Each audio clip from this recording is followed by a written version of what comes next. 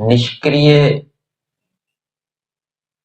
पदार्थों की चर्चा आई है। निष्क्रिय पदार्थ कौन कौन से होते हैं? दिशा, काल और आकाश, ये जो तीन द्रव्य हैं, इनको निष्क्रिय कहा गया है। इनके अंदर कोई क्रिया नहीं होती। क्यों नहीं होती? कारण बताया गया है। क्योंकि क्रिया वाले द्रव्यों से इनका वैधर्म्य है, साधर्म्य नहीं। क्रिया वाले द्रव्य कौन से हैं? पृथ्वी है, पृथ्वी क्रिया करती है। शरीर है, शरीर क्रिया करता है। जल क्रिया करता है। कैसे है वैधर्म्य? जो क्रिया वाले द्रव्य होते हैं वो एक देशी होते हैं, एक स्थान पर रहते हैं। लेकिन ये जो दिशा, काल और आकाश हैं, ये सर्वदेशी, विभू है, सर्वव्यापक। दूसरा हेतु बताया, क्रिया वाले जो द्रव्य हैं वो अवयव वाले होते हैं। शरीर अवयव वाला है, पृथ्वी अवयव वाली है, वायु अवयवों वाली है। परंतु ये दिशा, काल और आकाश, इनको निरअवयव, बिना अवयव वाला स्वीकार किया गया है। इस कारण से इनको निष्क्रिय कहा जाता है। लेकिन इन तीनों के अतिरिक्त भी दो निष्क्रिय द्रव्य और होते हैं। कौन से? आत्मा और परमात्मा। अब दिशा, काल और आकाश निष्क्रिय है, उसमें हेतु दे दिया, विभू है, व्यापक है। लेकिन परमात्मा भी तो व्यापक है, तो उसको भी निष्क्रिय होना चाहिए। लेकिन उसके अंदर वैसी क्रिया नहीं होती, परिणमन वाली क्रिया।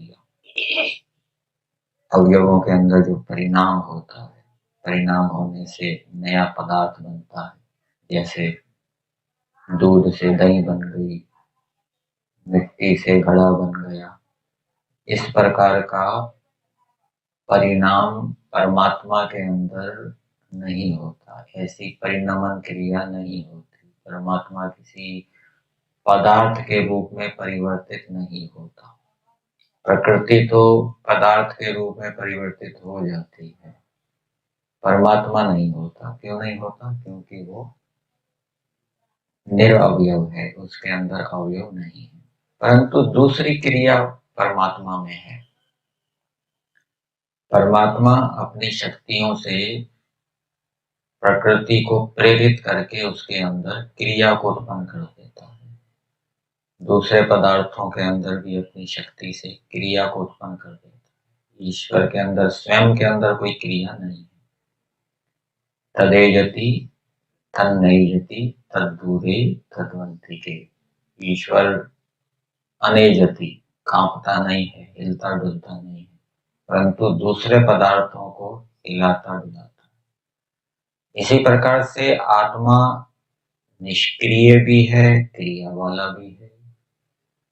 आत्मा के अंदर कोई परिणमन क्रिया नहीं होती।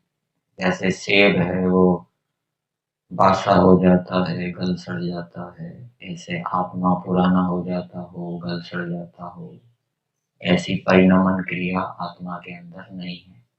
इस दृष्टि से परमात्मा को, आत्मा क्या है? निष्क्रिय है।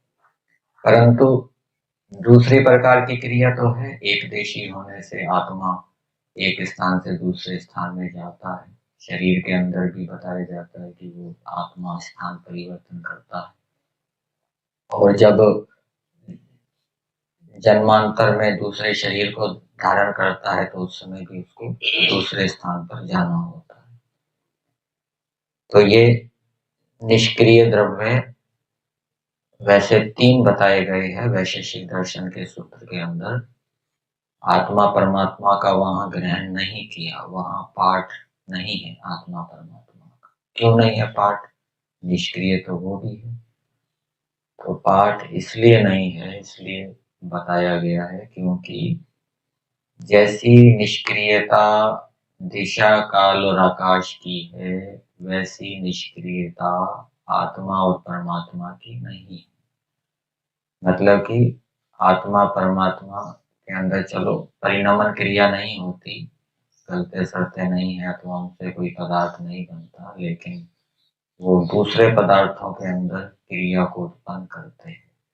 इस कारण से उनकी निष्क्रियता और दिशा काल और आकाश की निष्क्रियता में भेद है।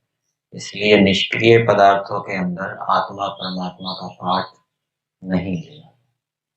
ये ज्ञापक ने कहा।